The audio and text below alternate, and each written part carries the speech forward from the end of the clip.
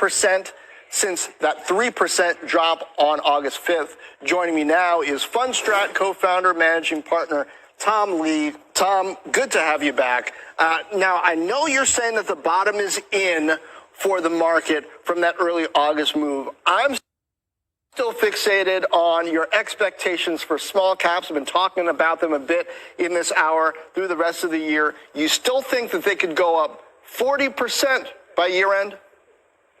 Yes. John, for small caps to rise 40% means that the PE, the median Russell 2000 stock, goes from 10 times to 14 times. So it's not asking the market to provide some magic and a huge revaluation. It's actually just saying small cap stocks, which have been left for dead largely because the Fed's been tight for almost 2 years, as they start to normalize policy and as mergers pick up, its merger activity has been accelerating this year, and it should really strengthen because it's a sign of CEO confidence.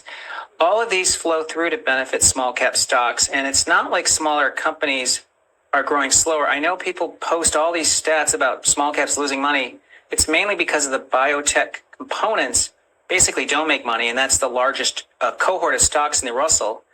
But the Russell 2000 median earnings growth is almost 700 basis points faster than the S&P, and top line growth is almost 400 basis points. So you're getting better growth, lower valuation, and I think the catalyst is now when the market is convinced the Fed is embarking on a rate cutting cycle. Okay. Could happen Friday. Okay, so if a 40% upward move happens for, say, the Russell 2000, what happens for mega caps? What happens for the broader S&P 500? Do you expect them to have similarly dramatic moves, or is there a major rotation that you're expecting? Well, John, we've already witnessed this happen in large caps. NVIDIA's risen 40% in 8 trading days. So when someone says the Russell 2000, which is made of even cheaper companies, can't rise 40% in the next 5 months, they're forgetting that we've already seen huge moves in the mega caps. I don't think the mega caps have to go down. Do you expect it to happen in isolation with the small caps is what I'm getting? I know that NVIDIA's done that. Some other stocks have done that themselves. But if you're talking about all of the small, the small caps as an index moving up that much, what do these other things do?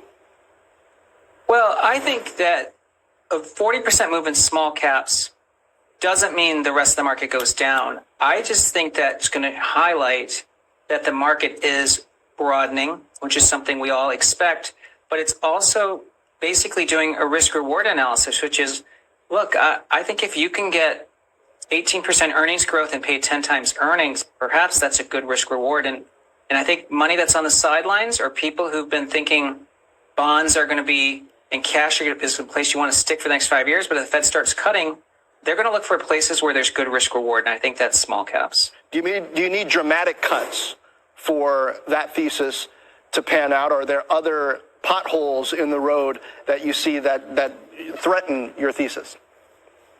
Well, a recession would be negative. I don't think the Fed has to make major cuts. It actually just has to.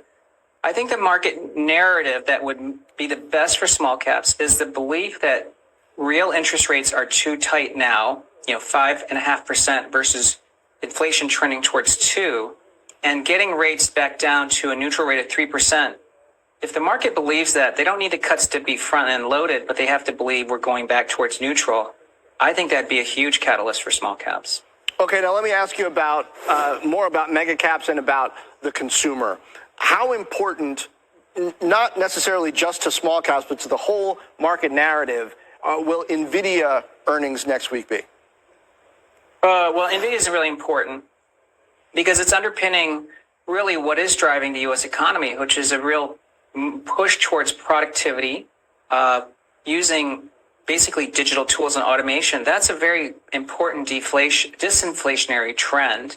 And of course, the U.S. companies, all of the big ones are all the U.S. I mean, it's a global phenomenon that benefits U.S. companies. So I think it's incredibly important.